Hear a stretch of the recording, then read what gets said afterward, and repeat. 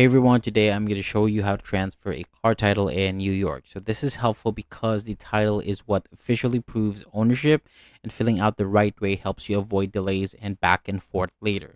So start by making sure that you have the original title or an official replacement copy before you write anything. Look over the front side and confirm the details match the vehicle. So check the owner name and address, the VIN that you can compare it with the registration or the VIN that you see on the lower right corner of the windshield, and the vehicle information like the year, make, model, color, weight, and the other details listed. You may also need may also see body style abbreviations like ones that describe an SUV or a four-door sedan. Then look for any lane information. If there's a lane information, you will see a lane's area and the lane holder's name and address listed, along with how many lanes exist. So once everything on the front looks correct, turn the title over to the back, read the notice at the top, then go straight to section 1, which is the transfer section. In the mileage box, the seller writes the vehicle's current odometer reading in permanent black ink.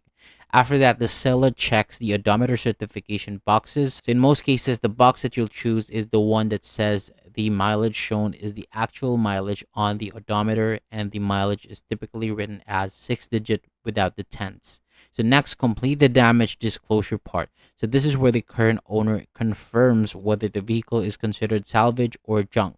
Pay attention to the wording there because checking certain boxes can affect what the new title will show. After that, the buyer and seller sign and date. The seller usually writes the same address shown on the front of the title, but if their mailing address is different, that can be used too. The buyer should also write the address that they want and the vehicle registered to it.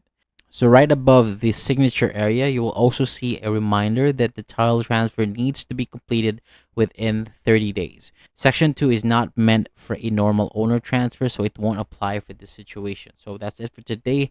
Thank you so much for watching. For more videos like this, hit the subscribe button, and I'll see you on the next video.